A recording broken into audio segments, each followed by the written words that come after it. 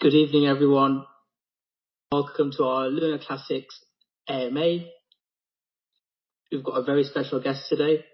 Zaradar Tobias is on with us. Let's just make DeFi Reg and Lunatic69 co-hosts. How's it going, DeFi Reg?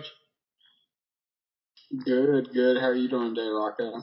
Yeah, good, mate. Really looking forward to this. We're making this like a regular thing now, so every other week we'll try and arrange one. Hopefully we'll have amazing guests like Tobias, Alex, and more people from Terra Rebels and Luna Classic community. If not, we can have a casual ones as well in the future. And there's lots of communities that have reached out to me with proposals. We can host them and make it like a regular Sunday Luna Classic AMA style thing. Right. We're waiting for Tobias. Let's send him a message to see if he's joining. Have you seen Tobias yet? Lunatic69 or DeFi Reg on the list? I just searched for him. I didn't see him in here yet.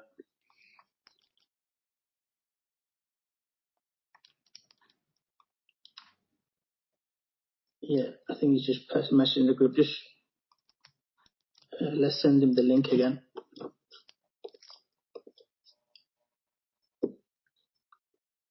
Yeah, so we'll start off with asking some questions, just intro questions, ask Tobias about his background. First half of the space is half an hour, myself and my two co-hosts, DeFi Reg and Lunatic69. We're going to discuss it, and then we'll open the spaces up to you guys. So you guys have any questions, then you can ask Tobias questions as well. We're just waiting for Tobias to join, and we'll get started. I think Tobias is just joining. I just sent him an invite to speak, so you should be coming. Awesome.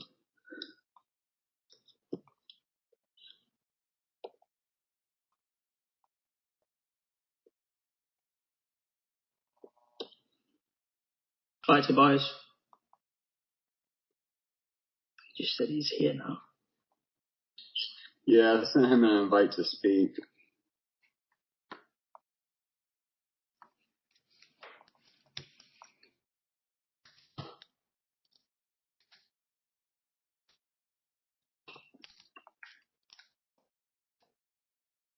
Doesn't like us today.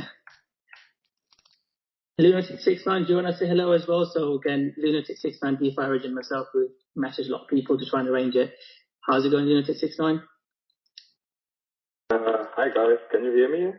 My headset is a bit crappy, so I'm not sure. No, we can hear you loud and clear, mate.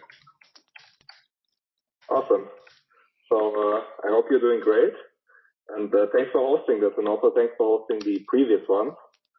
Because as you know, I'm a bit shy, so I'm pretty glad that you guys are hosting this stuff.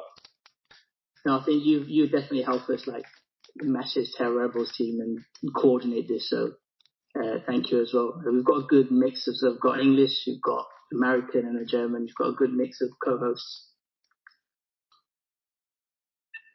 So he's hopping out, and I'm going to hop back in. I guess where I invite him to speak, it didn't work, so we're going to try this again. Request to speak real quick, Zaradar.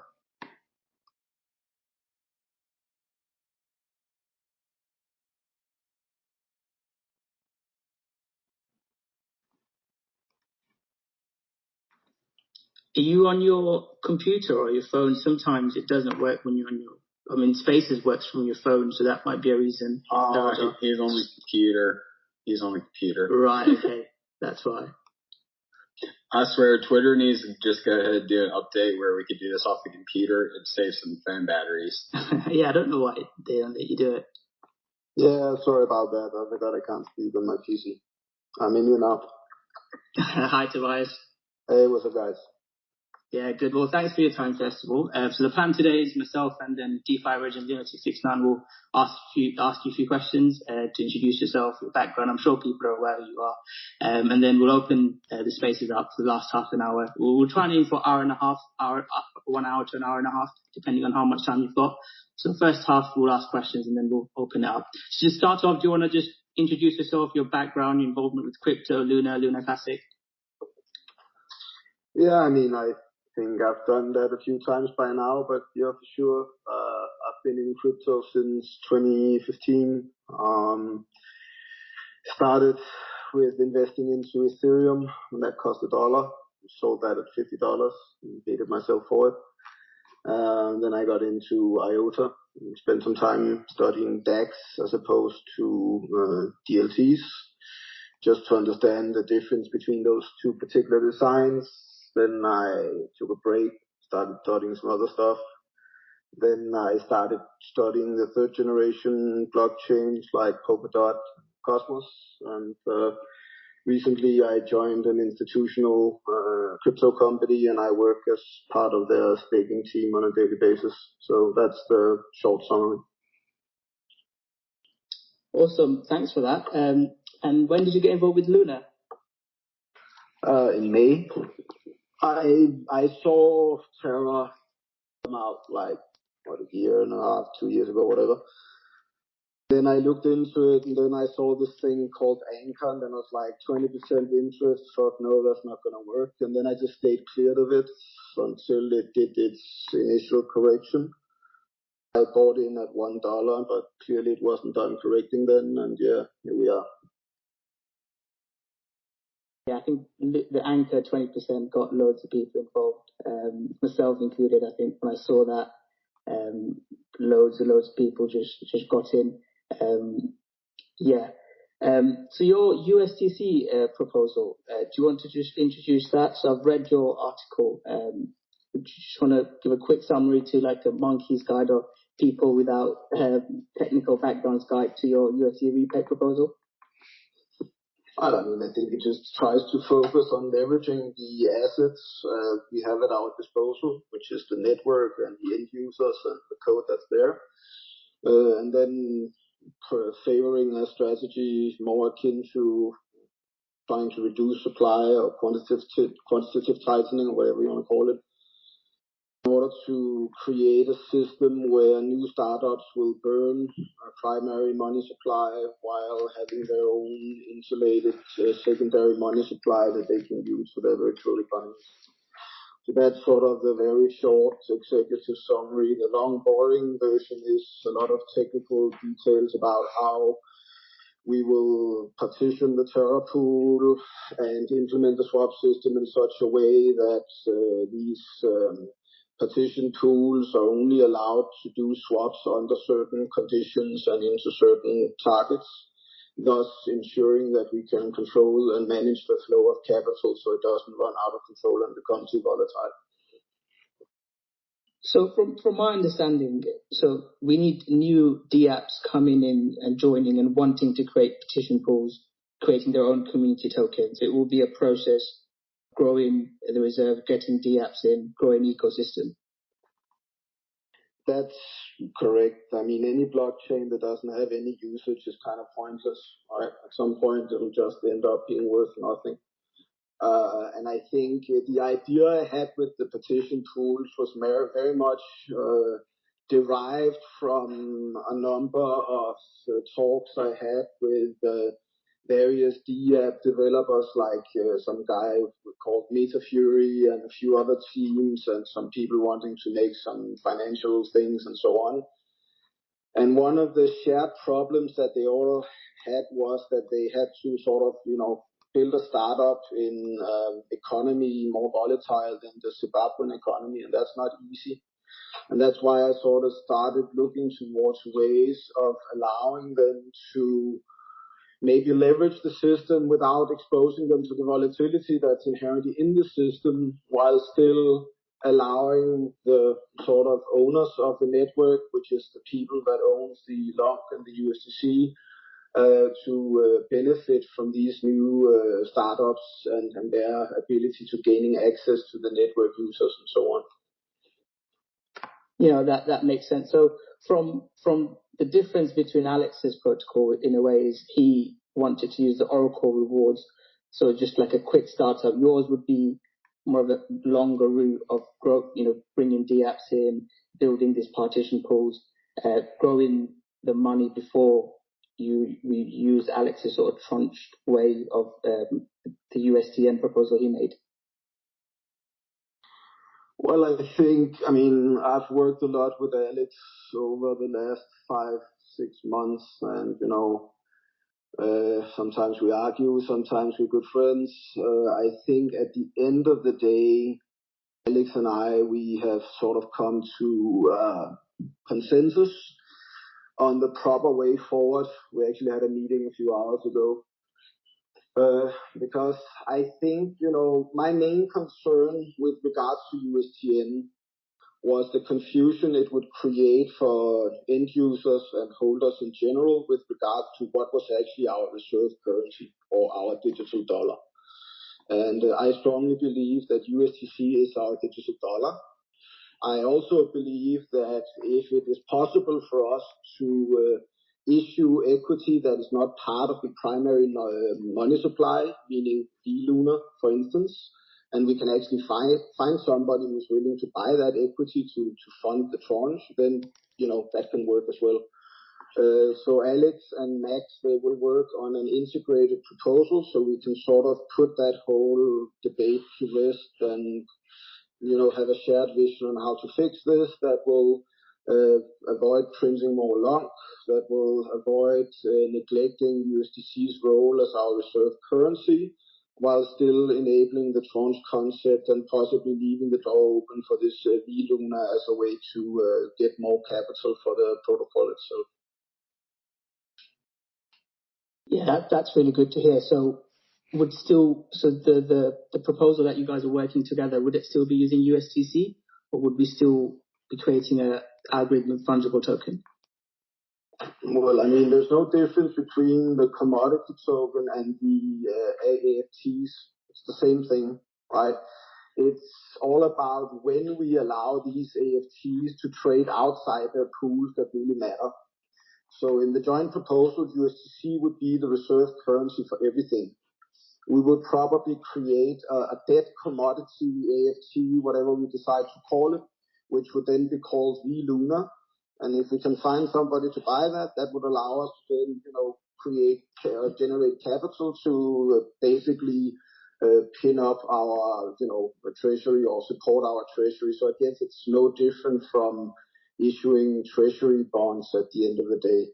I think for me, the main problem with, for instance, USTC versus USTN was that it was simply too much confusion for the end user. Right, and if you're in the business of selling products, it doesn't really make sense to have two products that look the same, because then how do consumers know what to buy?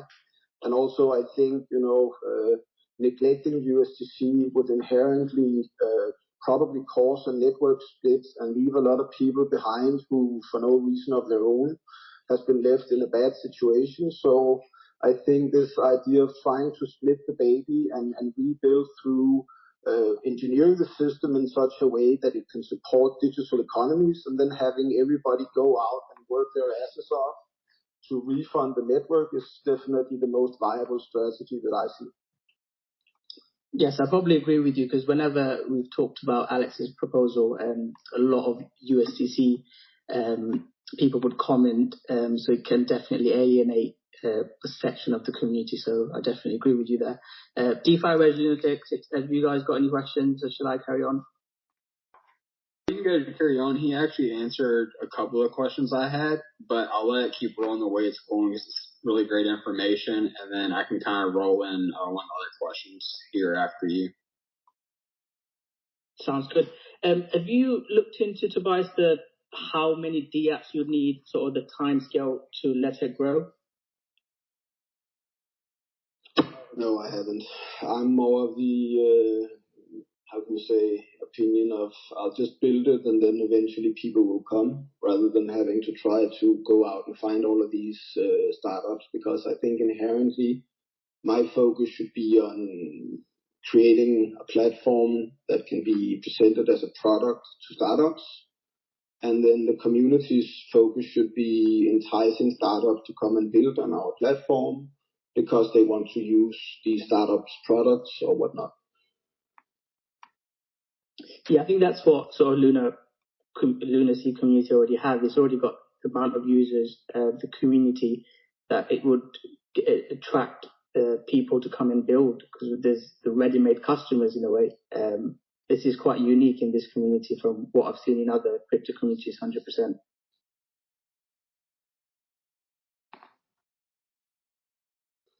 Yeah, I mean, no doubt we have a network effect, as they call it, right? And I mean, I can't magically bring in thousands of apps by just snapping my fingers with some sort of imaginary infinity gauntlet.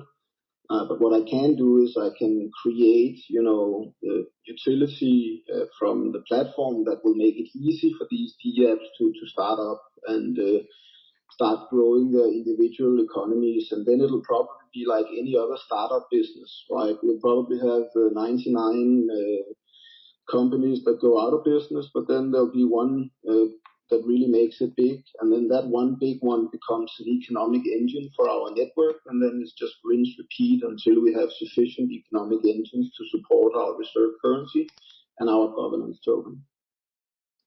Yeah, it's the same as Anchor Protocol. I think Anchor Protocol was almost bigger than Luna. The amount of money that was pumped into Anchor Protocol, the 20% reward, was absolutely crazy. Is your plan to still call it a stable coin? Because I think that's a big discussion as well. Although, Anchor 20% reward, constant reward attracted people, but it also caused the downfall. So going forward, is the plan to still call it a stable coin, especially with all the potential or regulatory concerns in America? I mean, I've never been a big fan of stable coins, so I like the AFT brand or whatever brand. I think that the idea of having a fixed price in a distributed system is ridiculous. So I think what we're looking at more is having something more akin to sound money that will have a stable price. It'll diverge maybe a few percent up or down, but inherently it will be capitalized sufficiently to stay stable within a very small corridor. Yeah, no, I agree with that. But also, I think the stable reward also helped Anchor Protocol grow. If it said, 1 week you'll get 10%, 1 week you get 20%, I don't think Anchor Protocol would have grown as much. But I can also see that if we just say, invest in USTC, 10% reward, then we could be in the same problem that we had previously. Well, I think,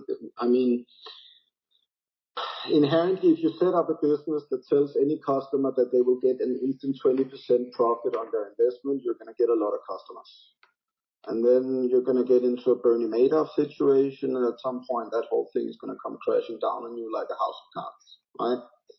So I think inherently the problem with Anchor is that it offers no inherent value creation in return for the financial sort of creation that takes place. And this is sort of the proposition that I want to try to make with regards to the partition pools, and say, let's not necessarily go and create another Anchor tomorrow. Maybe we can do that in like a few years when there's financial stability in the network and so on. But let's rather create other things that people are incentivized to invest in for, business reasons that have real world utility, because most likely that will provide a more solid foundation for us to build our treasury on. Yes, no, that's a good point. Okay, we'll look at some questions that's been sent to us. So one question's been sent to us is, reducing the supply is a central issue. Off-chain tax seems not wanted by central exchanges. In this case, what other ways to burn or reduce supply have you guys got any plans going forward? Well, I think I've been on the record on how to reduce the supply, right? So the burn tax at 1.2% would have taken close to a century to burn the tokens. I'm not going to be alive for 100 years, right? But maybe my children's children might, benefit from that. It's getting the economic engines running again, getting the swap system running, getting people to generate taxes and pay smaller burn fees maybe, right? Because that will inherently end up burning things a lot faster. So I think it's a combination of things. And I think, it will probably be slow for the first few years. If we succeed to reach some sort of tipping point in terms of real world transactions on the network, eventually that will start speeding up at a pace that might eventually equate the crash itself, at least for a certain period of time. So I think inherently the only thing that we can do in the situation we're in is just work our way out of this debt problem that we have, because if we print, more monopoly money, that might work for a short time. It's kind of like pissing in your pants to stay warm. But eventually reality will assert itself again, and we'll have to, conclude that we have a very big network with no real world usage, and that will eventually just turn into nothing if we don't start building real world scenarios on it. I really enjoyed the start of your proposal where you talked about quantities and quantity tightening and talking about monetary supply, because you can't print your way out of everything, especially with what happened with the Luna Classic and Luna previously. Are there any concerns with the stablecoin future with being connected to UST still, potential stablecoin regulatory issue? I think there's been a few questions around that. I mean, I think that we can't really consider USTC a stablecoin anymore. If you look at the data and what happened and so on. So I think it would be better for us from a regulatory perspective to rebrand it into commodity tokens or protocol tokens or FTs or whatnot, because then they, become more like a commodity and less like a security or something like that. So is there a plan to come up with a new white paper, new plans for it? Yeah, I mean, like I said before, I think Max and Alex will work on merging the two proposals together, and then based on that, we will try to hammer out a roadmap for how that can be implemented, while Edwards and myself, we focus on upgrading the chain. Yeah, sounds good. DeFi Reg, have you guys got any questions? I've got a couple more, then we can start opening it up. So one that I guess ties into about him talking about upgrading the chain. I seen where Margic21 replied to your tweet, Rocko, and I see where Zardar replied with a GitHub link. So I'm gonna just ask the question real quick and get Zardar to just go over it real quick, explain what that GitHub link is and what it means. But he asked, how is the V23 update coming along, and is it still be around Xmas time? Is that realistic? And then he's talking about some funding, and then also what can USTC holders do to help expect/IBC? If you want to just explain that, I'll actually share the link up to the top for that GitHub thing. If you want to just explain that a little bit, Ardar. Yeah, I mean, so I get a lot of different questions, so I thought it was easier to answer his question with, action rather than words, I guess you could say. The link represents me migrating over the Tendermint Oracle patch I did on the main release of Tendermint. And we're currently in the progress of doing regression testing. I've tested it, Ed has tested it, Matt or Raider has tested it. BG is testing it on some bigger servers at the moment. If all of that goes well, then we will merge that into our main branch on Tendermint, and then we will have parity with the latest release candidate from Tendermint with support for our Oracle logic, which means we'll be able to then start operating Cosmos as well, and eventually get to a point where we can integrate that with our blockchain application, and then we have everything updated to the latest versions. And then we probably need to do a VASM-B stunt as well to make sure we get the latest version of Cosmos VASM, and then I need Ed and all the other chain mechanics to help me produce a Genesis. And then we'll probably be on track to do the upgrade by the end of December around Christmas time.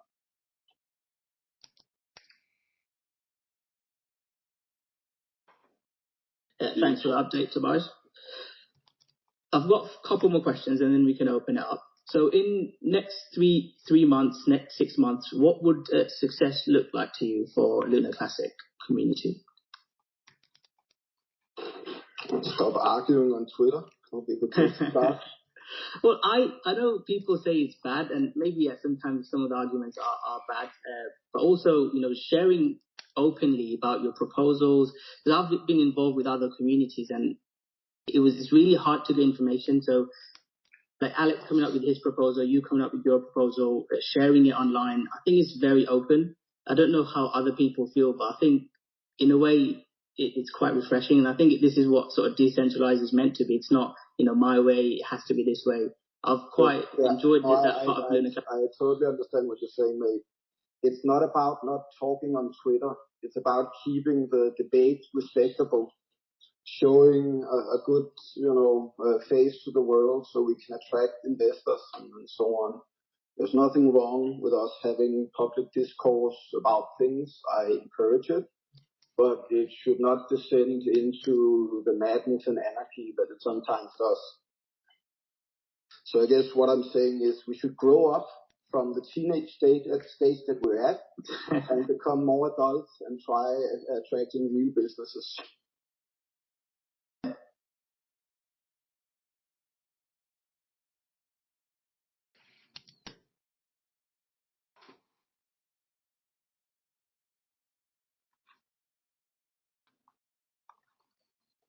Are you still there, Rocko, or did you just kind of rug out?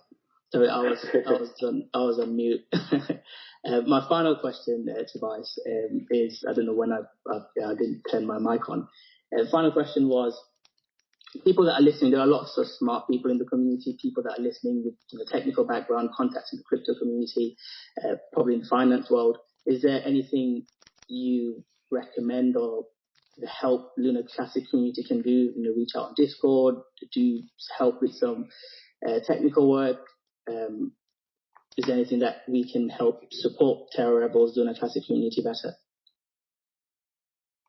Well, I think the best thing we could do right now as a community of specialists is to help all of the second layer applications get their own full nodes running so they can start running their own NTD endpoints. That would solve a huge problem for us from a pure costs perspective, since we at some point are going to have to assume the costs of running the NTD from TFL. And the more sort of DApps we can help set up, a model like the one HTC is running with its own, full node and so on, the more we can offload that traffic and reduce that cost. So that would be a very good place to start. And then I encourage anybody who feel comfortable with layer one development to basically, start doing pull requests or create issues on our different GitHub repos if they have ideas or things that they want to add. Yes, thanks for that. And you mentioned the LFG and sort of going away from it. When do you think Luna Classic would be able to be free from it in some way? It's probably going to take a while. First of all, I think that, we're working towards setting up the new Classic repo as the canonical repo for our sort of blockchain. That will sever that relationship with the TFL, but then we still have all of the mobile apps and the Terra Station and stuff like that. So considering all of the work that we have to do and all of our other, responsibilities in life, I would assume that it'll probably still be 6 to 12 months before we can fully, own everything ourselves as a community. Okay, well, thanks for all of that, answering all our questions. DeFi, do you want to start picking some listeners' questions now? Sure. We can get to that. Let's see. Zarada or Rocko, can I ask one more question before we do the yes, the other one? Go for it. Because I've one that I find maybe interesting.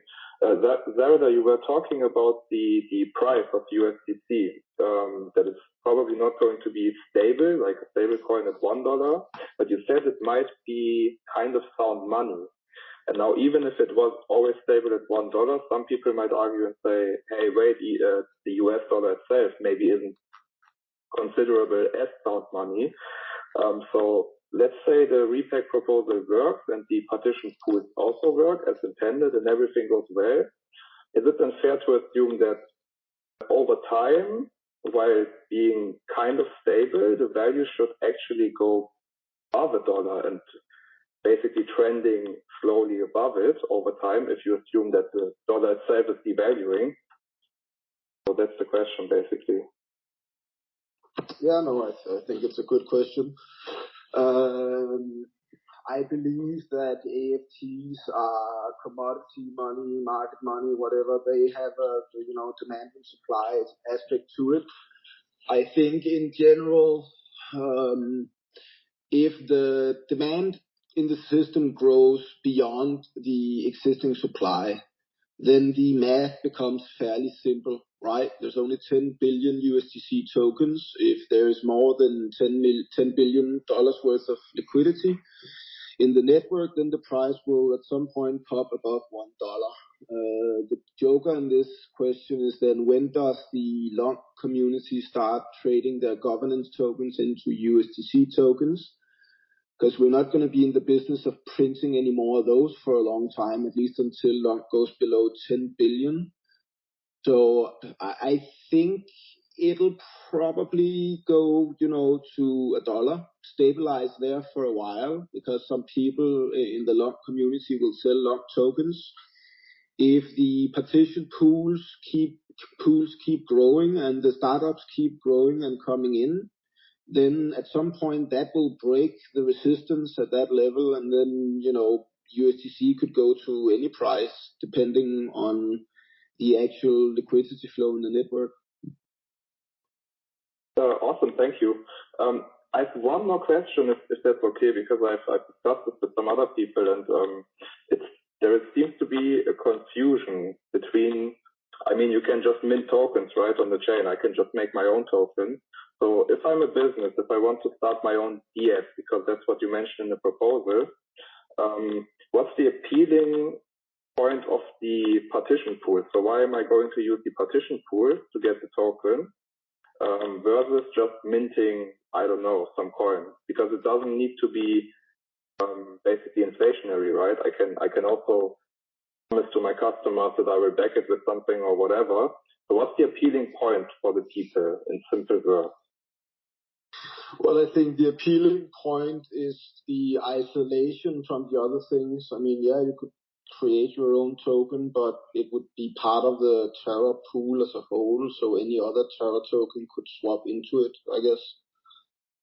So I think this is more about creating stability around a commodity token to allow it to grow rather than just, creating another token. So that's probably the main difference. Okay. Thanks. All right, cool. So first community member we have up here is Said. I'm not going to try to say the other part of that because I know I'll butcher it. Sorry. But go ahead, Said. How are you doing this evening? Hello, guys. Said, brother, can you say it behind me? Said. Okay. Thank you so much, brother. Okay. So first, thank you, sir. Thank you, man, for coming here. And, I really appreciate that, and I would love, I will not say weekly, but we will say fortnightly, monthly. One of you guys come to public to talk with them, so we can stable that emotion and that aggressive in the community, so we keep everything good. So that's a good thing from your part, brother. Thank you so much. Second thing, I would love to have you, Alex, Zrada, and Edward. And if you, brother, need more developer to work in the team, we can supply it, man. Okay, we can supply it in our cost. Okay, we create some sort of thing. I know there is a legal issue about the donation, because you guys, you don't have a entity, a real life entity. So it will come if anything happen in the blockchain or if anything go wrong, it will the legal thing will come on top of your head and hammer you really bad. I don't want that to happen to you. So my suggestion, Tobias, if you could think, I think you got my idea. All of us, we know that bringing swap, it is a unique feature to bring it, something that we wanted in this blockchain. Okay, we want this swap to come back. The issue here, I heard you talking about like fixing some problem. I know, just as a community member, that like there is two issues. The first one, it is like related to the Oracle that doesn't have like a strict enough capital control, and there is no good feeling like to run it like in the current state. Hope that it is fixed. The second thing, the feeds. It is not secure, and I don't know if it's still running on SHA-1 or it's changed, because SH1, it is cryptographically, it is broken. So you give us like 1 year. I would love like I want like to you guys to think about some sort of token that we will attach it to Luna Classic, and we will buy it as a community. Okay, we will buy it, like we will volunteer to buy it to help. So it will not between brackets, brother, if you understand what I mean, it will not consider it as a donation, because you guys don't have entity in real life. So it will consider, and it will go straight to the Oracle pool, or you guys will choose. Okay, you guys you choose. So that's cool. It will go strictly. So it is covering that issue of legal issue that it will come in the long term to hammer you guys. We don't want nothing to happen to you, brother. We don't want nothing to happen to you. So could you summarize that, Saeed, before? Could you summarize it? What was your question or suggestion? My suggestion, I really would love to, Tobias, to think. We want like swap to return to the blockchain. We want it. We want that feature. That's the first thing. The second thing, brother, I want you to think about a way how you can create a token, or you can name it whatever you want. Okay, you can name it whatever you want, brother. Okay, and the revenue from buying that token, it will not, legally speaking, it will not considered as a donation to you guys. So, by this way, you as personal, nothing will happen to you in real life. It will not come in a long term. If anything happens, okay, in the blockchain, it will not come to hammer you in the back, or it will bring you the bankrupt, brother. You understand what I mean? Okay. Yeah. So I think I understand what you mean. So to try to answer your many questions, and they were all very good. First of all, I would suggest that you try to reach out to me on our Discord server, so we can have a longer talk about the developers that you have that want to help. It sounds really great. With regards to creating a token that you can invest in, maybe we are, and I think this is the important part, we are in the process of upgrading the chain so we can bring back the swap system, because the swap system is the most important mechanic on our blockchain. So we will be doing that. It's only a matter of, doing things in a certain order. And right now we are focusing on upgrading our core dependencies, and then we need to re-implement the swap system on top of that, which will allow us to then also implement the partition pool idea and so on and so forth. And then lastly, on the subject of the SHA-1 thing, it warms my heart to hear you say it. One of the first things I did was patch the Oracle feeder to SHA-256. We've been telling the validators for months to upgrade. I don't know which of them are or not running the old version or the new version. We're also aware of the problem with the price feeds, but what we will be doing is re-implementing the Oracle feeder to use some other price feeds, and then I'm looking at a design to maybe slow down the block speed to 15 seconds so we can vote in a new price on each block, because another problem we have right now is that even if it gives us the right price, the price will always be approximately 4 blocks behind, because it takes roughly 30 seconds to submit an Oracle vote and agree on it. So I hope that answers your many questions, and like I said, feel free to reach out to me on Discord so we can discuss how your developers can assist us. Thank you, brother. The second thing I want to ask you to, but I heard like a capital like above 1 million. I don't agree with that 1 million. I think like 150, 200, it will set up like a good good node to set up our blockchain, and it will work perfect. I want you, not like imposing you, but I want you, I'm talking about I want you, Edward, Alex, and the other one, Zada, and if you want a new team, we can provide a new team to you guys to help, to make the process go ahead. Yes, and I would very much appreciate that, sir, but I think we can take that in another place, because then other people can get to ask questions as well. So please reach out to me on LinkedIn or Twitter or Discord, and then we can have a talk about this other team of developers, because the more devs we can get on the chain, the faster we will bring in utility. Okay, thank you, brother. Thank you for answering, and thank you for this space, guys. Thank you, appreciate it. Thank you. Thanks, Saeed. Up next, we have X something. How are you doing today, X something? Or X sometimes, not bad. Hey, good evening, everyone. Thanks for hosting this. I just wanted to say something before, and what I wanted to say is I wanted to make the TR team know that, because I'm coming from Diamond Space, so I wanted you guys to know that we really appreciate all you guys have been doing, and we really love you guys, I just don't want you guys to feel like we're out to attack you and out to just make your lives difficult. That's not the purpose. And also to Vegas, I just want you to know that Demon loves you. We all love you.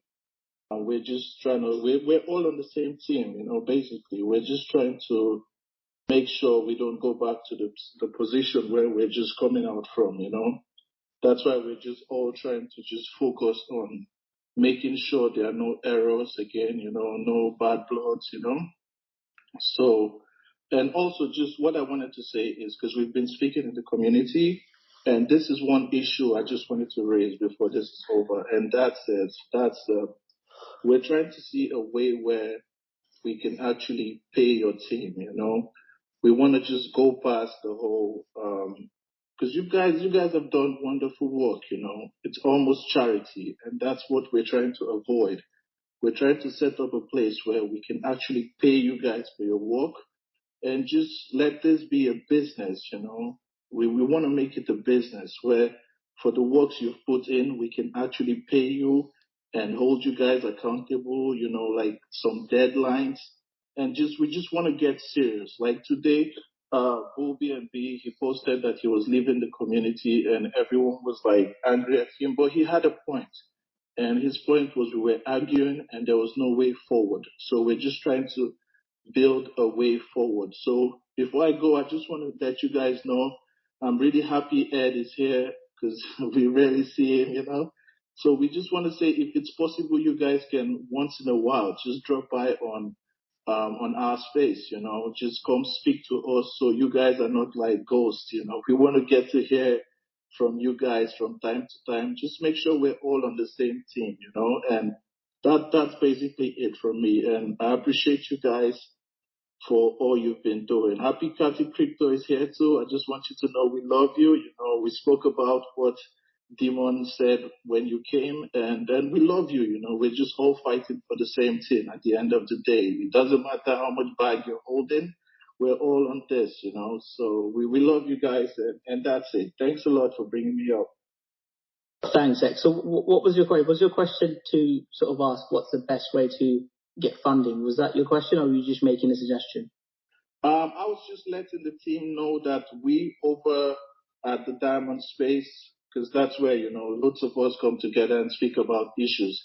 Like we're just speaking ways of we can get to, I think Said was speaking towards that as well, like a way where we can get to, pay the team working on this. So if the workload is too much, we can get some other, IT folks as well, bring them together, just make the team stronger so we can move. We don't want the workload to be too much on the TR team because sometimes, when we ask too many questions and we put too much pressure, it always comes down to we're doing this for free. And we really appreciate that, but at some point we need to finally come to a point that this is business. And as a business, people working need to get paid. Ed has done so much. He needs to get paid. Tobias, all of the team over there, they've done great work. They need to get paid. And, when people get paid, then it's clear it's a business. It's not a charity. And I think Demon has been trying to get this for a while, we love you guys. That's it. Yeah. Thanks, excellent. So, Tobias, have you got a comment on that? So, any suggestions or ideas of how we can have that getting paid in a way? What the guys suggested? Well, I know both Ed is working on this Terra grants proposal, and I know Alex is also working on some ideas. Inherently, I think it's a good idea. I think we have to do it in slow steps. I think it's great that we have the diamond hands and the demon monkeys watching our perimeter. I just think it's better that we, focus our energy collectively, because there's lots of people outside our perimeter who love to fight us if we become serious. And, we're going to need everybody in the community to help us when we get to that point, right? So I think we should let Ed and Alex and maybe myself and a few others get some time over the next couple of weeks to try to discuss how such a system could work in a way that is transparent and fair for all parties and so on. Because I think, at least myself, I actually prefer working, on a proper business deal rather than some ad hoc thing, because where does my responsibility start or end, right? I mean, I have a big heart and I love the community, even though I sometimes tell myself that I should stop working and relax. I just keep working on Tendermint or helping a developer figure out something, or, giving an AMA or whatever.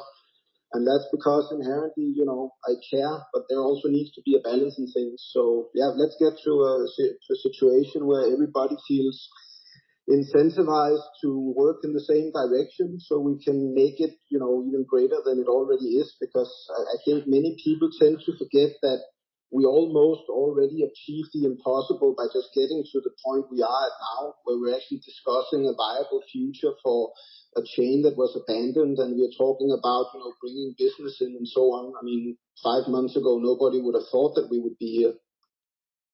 No, thanks for that, Tobias. I saw Terra Classic grants program, so I'll keep an eye out for that. And the comment you mentioned about where Luna Classic is, it's almost like what you guys have achieved is almost crazy. I know people always want more and more. Vegas talks about it. From where you guys came from to where you are, it's just like a crazy crypto story. So, well done on that. You guys have achieved a lot already. And I think the Mills have got a question, then we can let Sifo ask the question next.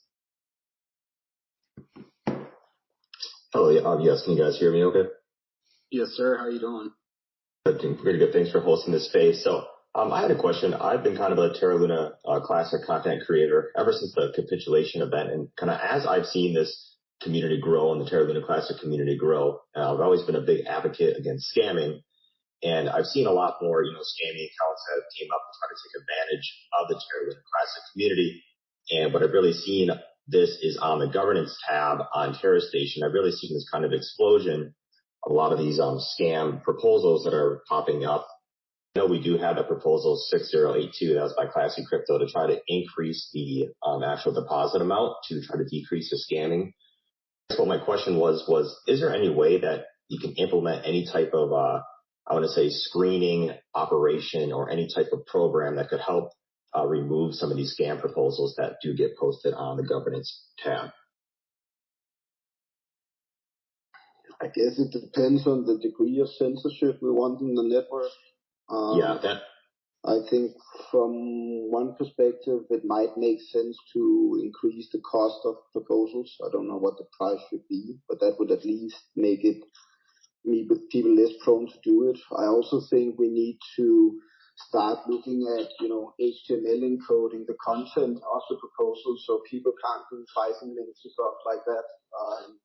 But these are modifications that we will have to look into when we get to that point. The problem right now is that we are simply too busy, managing important stuff like doing the Dragonberry upgrades over the last couple of weeks and preparing for the patch and so on. So I think unfortunately it's something that's either going to have to wait or we're going to have to, get some people to maybe come in and help us do it if they know how to do that, or if they can, just participate somehow.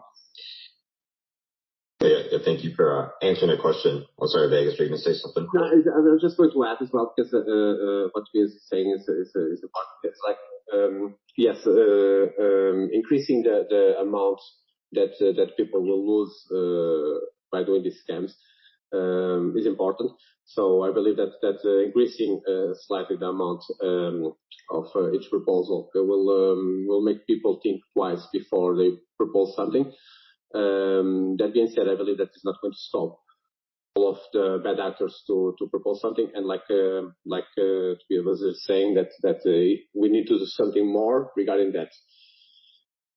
This brings me to the beginning of when I jump in. That is like other stuff, like Z was just saying, that needs to be done, and the roadmap has slightly more important things to do at the moment. So the manpower is not there to completely stop scammers to try to scam the community. The problem is this is a massive community, and you're always going to have good and bad people.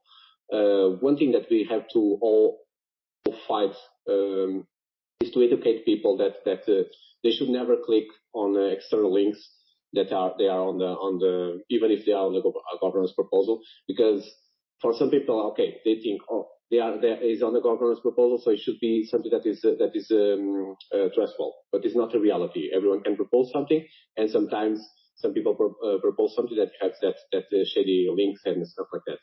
Another thing that we should educate people is that no one at all will ever ask you for any kinds of seeds or whatever, and that's what is happening. It's like people are clicking on these links and they go to shady links and whatever. They always have to see where they are in the reality. So if they are not in the Terra Station wallets, do not even try to put any seeds or whatever. So basically, it will be one of the things that we could do straight away is educating people.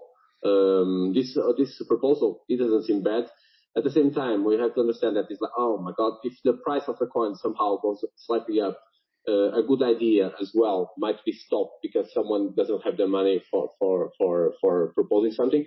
So personally, I believe that the solution for this will go from education, increasing the price of the proposal a little, and another thing maybe is going to blacklist the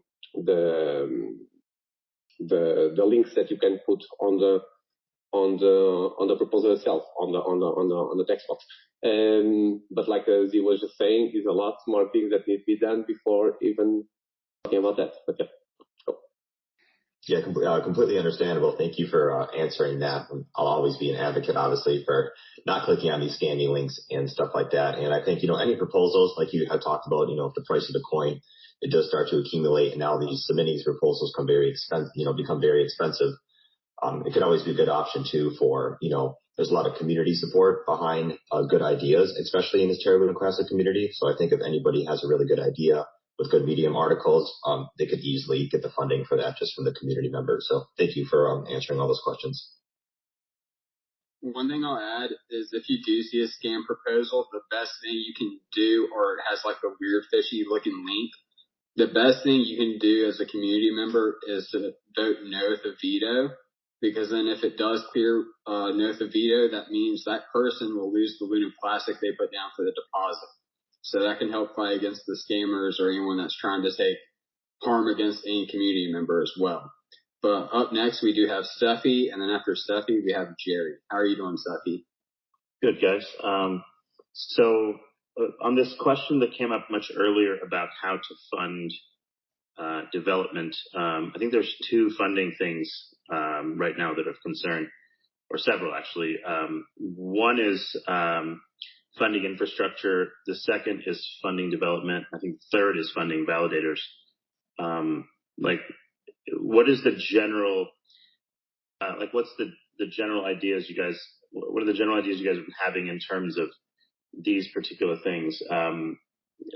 Let's say, what does that look like a year and a half or 2 years from now when community pool depletes and things of that nature? I think this idea that everyone's going to somehow volunteer donations to somehow support development is probably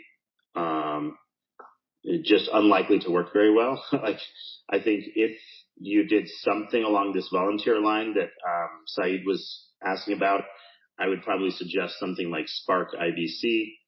SPARK IBC is kind of a site where you can dedicate, Juno or Atom or something like that, and the yield goes towards a particular person or group to a wallet. And that kind of creates an aligned incentive where you can give up some of your yield and maybe post something like that. But traditionally, I find that those things are not that effective long term in the types of amounts of money we're probably likely to be dealing with. So we're having a similar issue in the Cosmos Hub governance discussion from the perspective of how are we going to produce more Atom tokens or dilute them or something like that in order to create a community pool that they could then be used for development. And so this is not a unique problem only to this community. Long-term funding for development, funding the validators, and funding infrastructure. These the three big things. Maybe you guys could take turns commenting on maybe some thoughts on these things.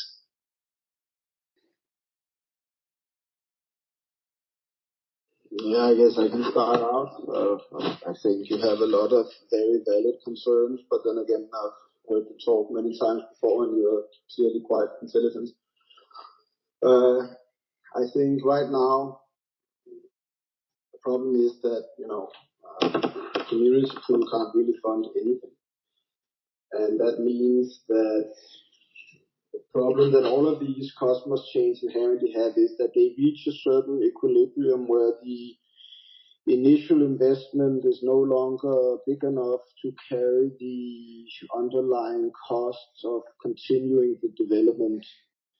And this is sort of an existentialistic crisis that, a blockchain like EOS has, I guess, experienced before, with kicking out of block one and the community fully taking ownership of things and so on. And I think the best we can do is talk about it as we go along, and then try to work as best as we can with what we have at our disposal, while still allowing us to scale if we, get more resources. For me personally, I think, the most important thing is actually probably making sure that the validators are incentivized to stay in the network, otherwise there is no network. I think one of the short-term things we could do is probably look at reducing the reward width so that not all of the seigniorage gets burned, but some of that starts getting paid out to the validators and the stakers and so on to increase the interest, you could say, sort of what I was also speaking about with regards to quantitative tightening. You want to increase the interest to make people more incentivized to hold the capital more long term. So looking at things like that will eventually give the validators more rewards, create a deflationary supply, so the value of tokens go up, thus allowing, back holders to maybe sell some to fund their own, progress, until you get to a point where there's some actual revenue flowing in, because I think that is the existentialistic problem that that all of the Cosmos chains have right now, is that we build the technology, we built the network, but now we have to go and bring in the customers. Otherwise, it's just a lot of servers burning power, even though not as much as proof of work servers, but still servicing a lot of fake transactions and good ideas that doesn't really amount to any real world value creation. Yeah, I fully agree. It's the problem of where does the real revenue come from? Where is the real value drive besides just trading, which is really the number one use case of crypto still. It's just like trading back and forth. And how much are people willing to pay for those transactions? You know, the thing is, like, as we go forward, you know, if all people wanted to do is like trade or buy and sell NFTs or whatever, they can do them anywhere, right? Like, we have to differentiate. It doesn't matter if this chain or any other one, you have to find differentiating factors that make people want to particularly use this chain above others for whatever reason. Capital is fairly mercenary, and it tends to move to wherever people think they can either make the most money or even dApps and whatnot, right? Like if you have a decentralized application and you had a choice between several chains that you could open one on, you want the one that's likely to have the most liquidity coming to your product. You want the one that has like the least amount of rent seeking. So this is part of the reason why a lot of people moved to, say, for example, from primary Ethereum over to, let's say, Polygon, where it was much cheaper. Is because if you as a protocol you're going to charge money to somebody to do some sort of service, whether it's just simply trading fees or like NFTs or whatever. If there's a high tax or a high transactional fee, like that's money that neither the customer nor the dApp is actually pocketing, right? And this is the reason why like DYDX is moving from Ethereum to Cosmos for this exact reason, because they don't have to face rent-seeking fees elsewhere. They can pocket that profit themselves from their particular application. So yeah, there's just I think a lot of these issues will need to kind of be addressed over time. And I think the community really has to think very, very clearly about how these different groups are going to get paid long term, because, you know, obviously validators can't do it for free. It costs them money. They're not going to volunteer to simply just like provide compute time, right? So like that is, I think, a major thing besides getting some of the chain repairs done and getting the functional stuff working again that people should be thinking about. Yeah, no, I definitely agree. I think long term, my vision for all of this is microtransactions and machine-to-machine economies. I think that is the only scenario that can truly carry a burn tax without becoming inducive for our capability to compete if you're only sending small amounts around between edge devices. So I think it's really a matter of how we want to focus, because we can't do everything at once. So I think first we need to solidify our sort of base layer and get, you know, our infrastructure, sorted, and get our validators and our developers financially incentivized to keep doing what they're doing. And then when we get to that point, you know, we should start looking at the different use cases that we can focus on and try to build those out to see if we can create this microtransaction economy. Because I think at the end of the day, Bitcoin and Ethereum, you know, they can carry around billions of dollars at a fairly affordable rate. But if you have to do a lot of transactions on Ethereum, then you're going to have a problem. Cosmos as a network of connected blockchains will not necessarily have the same problem, and thus will be much better positioned to carry that type of transaction. So I think in general that is the future for Cosmos as a whole.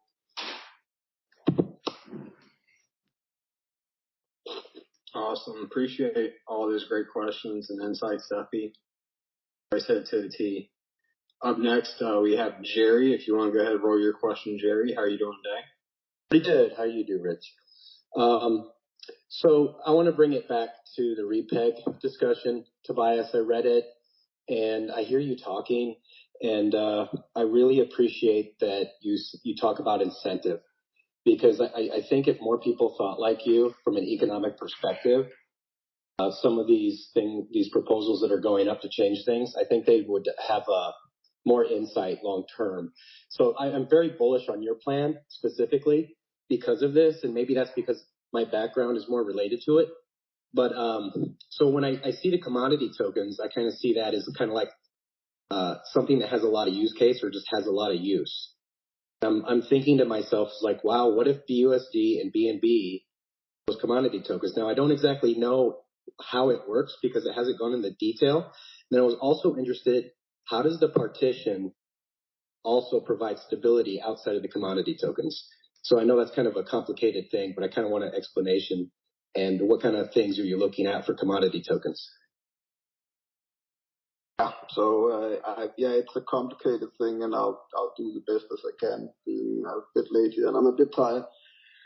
But I think in general, what it offers is the stability it offers outside its pool is the demand for the reserve currency. Right. So whenever a partition pool becomes liquid enough, it will cross a certain threshold, and this threshold will allow a corridor to open up between its own pool and the reserve currency. And that means that then value can start flowing into that as long as the partition pool is above its corridor. And then that value can flow into any other pool, right? Any other commodity pool, regardless of whether or not the threshold is crossed in those pools, because you can always put money into a pool. You just can't take it out unless the pool itself is liquid. And that will generate taxes in the system, it will generate utility fees, and it will allow these metaverses to start, doing commerce across the metaverses, right? Because the whole idea of an NFT is that if you get this magical sword in game X, then you should theoretically be able to bring it with you to game C, right? Even though it might only be the skin. And that would represent a transfer of some tokens or some value. I don't know how they're going to put that together, but that's sort of the idea here. So I don't know if that answers your question. No, that makes sense. So a partition is essentially an asset pool. It interacts with the commodity token. Now, are the commodity tokens going to be arbitrary, or are they actually going to be real-life tokens that are in use? The commodity tokens should preferably be real life in-use tokens, right? Because you can't create a partition pool with an existing supply. You're going to have to actually buy some LUNC to fill it up, right? So there should be an incentive for people creating commodity tokens to actually get them into the hands of people that will use them. Otherwise, they'll basically just be throwing, money down the drain, which is great for the, you can say, stockholders of the chain, but the startup itself would just be burning money.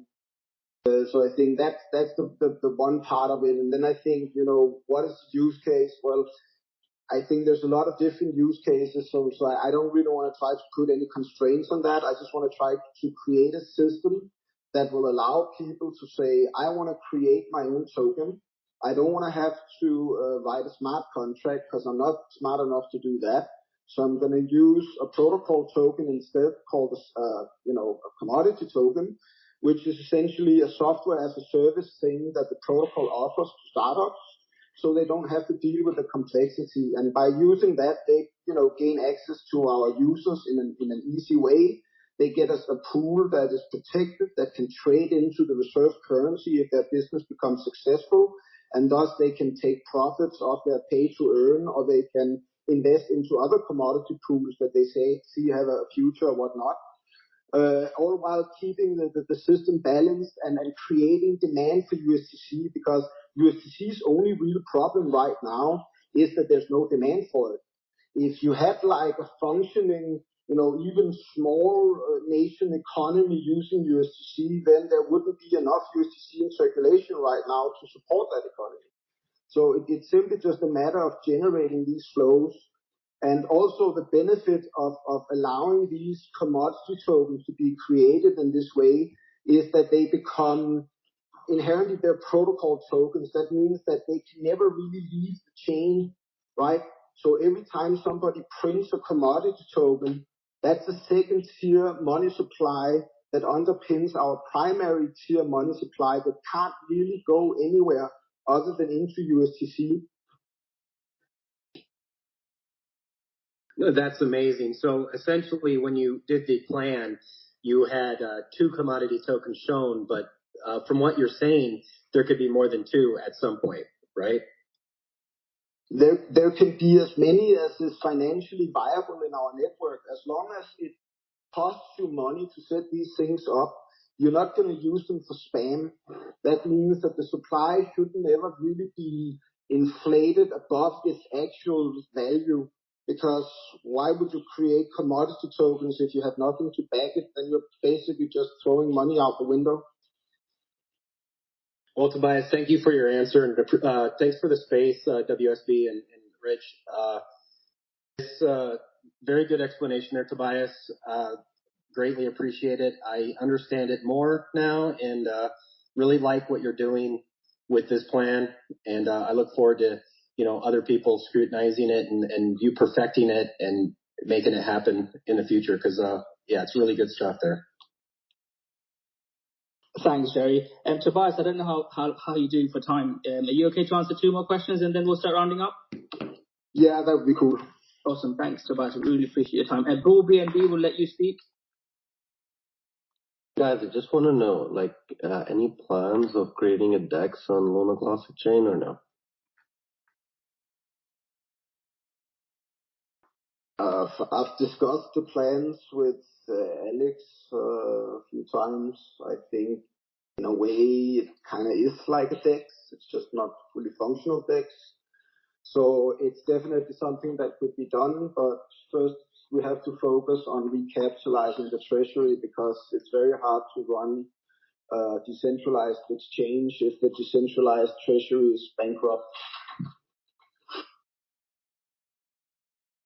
Any ETA on that? Any estimation time when we can hope for that? 2 months, 3 months, 1 year, 5, 6 months? Can you give me a number? It's not going to be within the next 12 to 18 months for sure.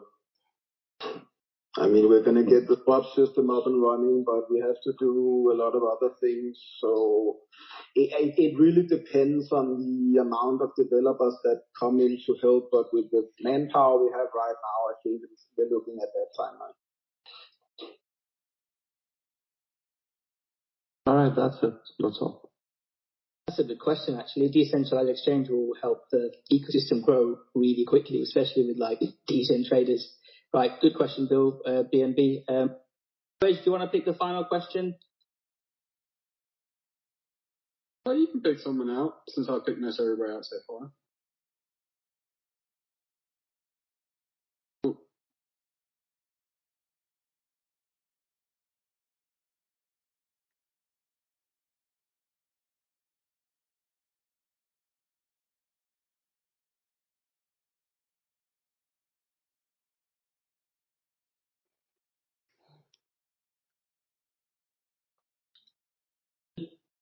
Mate, do you want to unmute and speak? Sorry, I think it rubbed on me for a second there. My question is for Tobias. Tobias, for the USTC plan, which I'm excited about, as Jerry is too, one of the things that Alex had concerns about that he mentioned in his document was some legal concerns around USTC, and he wanted to create the separate sort of USTN to address those for some of those funds that might have some legal ramifications. How are you working around that? And do you think there's a viable way that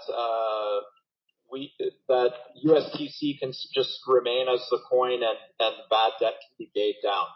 Thank you. Hey, mate. I don't really think that we can be viewed as legally liable for utilizing something that's already there. I think it becomes problematic if you try to alter the supply artificially, because it represents some sort of unresolved debt situation that needs restructuring either from regulatory, institutions or from within the community itself. So I think using it is not really something that's going to get us into trouble because we're trading it on decentralized DEX, which is our market maker system. And then I think if you look at it like that, then there's no inherent liability for changing the code, right? It's just Apache 2 license. So I'm not really that concerned from the legal perspective, as long as we don't go and, fiddle with the supply artificially. If we were to alter the supply of LUNC for USTC artificially, that's when I see us getting into legal problems. Okay, great. That's great. Thank you. And I guess the other advantage is it's already listed everywhere, so you wouldn't have to try to relist, right? That's also a very big advantage. I mean, the cost of listing is entirely trivial. And also, I think a lot of people underestimate the possibility of a chain split if we were to regulate or just forget about USTC. From what I've seen on the various Twitter polls and from what I can hear from people, asking about it, there's still a significant amount of USTC holders who would probably try to maintain the future value of their bags by forking off into their own chain. And thus, we would end up with two different Terra Classic networks, which would probably not be beneficial for anyone. Awesome. Thank you very much, Tobias. Always a pleasure chatting. That's a great answer to the question, and it helps, like Gary said, helps us just understand a little bit more. I'm excited about your plan and seeing more from it. Thanks. C5, do you want to add something before? Yeah, a brief point on this. I think something that's very important for everyone to understand about why the system crashed in the first place. A big reason why it crashed is because centralized exchanges listed UST as a stable coin, but when push comes to shove, they did not provide remittance as a stable coin, right? Like they didn't guarantee remittance. This is to some extent true of USDT, and it's true of USDC as well if you go to KuCoin and Binance. But with those particular assets, you can go to Circle or to Tether and remit 1-to-1 and complete the ARB loop if there's a DPEG. One of the things I think is a problem with the algorithmic stablecoin system at all, and if you're going to try to bring any value back to USTC, you would have to guarantee, the exchanges have to guarantee eventually 1-to-1 remittance. Otherwise, these things will always break. This is a problem. This is kind of I think a root problem. So it's funny how everyone will blame I don't know, a Do Kwon or somebody for wrecking the system. But really, if you look at the core root of this, it should never have been listed on centralized exchanges without a 1-to-1 remittance guarantee. Technically speaking, in my book, it's the exchanges, if anything, are the one that committed fraud. If anyone can be prosecuted and get put in prison, it would technically be the exchanges that list these things in many countries and jurisdictions. So I think most of the exchanges are not going to list a damn thing anytime soon that's similar. And shouldn't. Actually, I think if you want to bring back value to STC, or create a stablecoin system, I think it should have always been only guaranteed within the Luna blockchain, or maybe in the IBC Cosmos ecosystem at large, there's a remittance pattern. But I don't know, relying upon centralized exchanges to sort of be your ally in these systems is basically largely nonsense, and it's just never going to work. It's just extraordinarily that's the lesson of Terra. If you want to learn what that lesson was, that's it, and that's all. It's not that algorithmic stablecoins failed. On chain, they worked fine. It's outside where they get into trouble. And do you think it would have grown as much then, C5, if it was just with Terra? No, it wouldn't have grown as much. It would not have grown as much. No, you're absolutely right. You were there. You know what I'm talking about. It would not have grown as quickly or as much. Obviously, some of the anchor disincentives caused some other issues, as you know. Yeah. And, but at the same time, it's at the end of the day, if you go take your American dollar today and you were to go to any, U.S. bank, right? You're going to get one-to-one remittance. It's accepted everywhere. And it is what it is. Like, there is not even a separate, like, thing you exchange for the dollar. It just is the dollar, right? When it comes to a stable coin, every exchange that you can buy USTC, let's say, for example, Binance or UST, let's just go back to square one.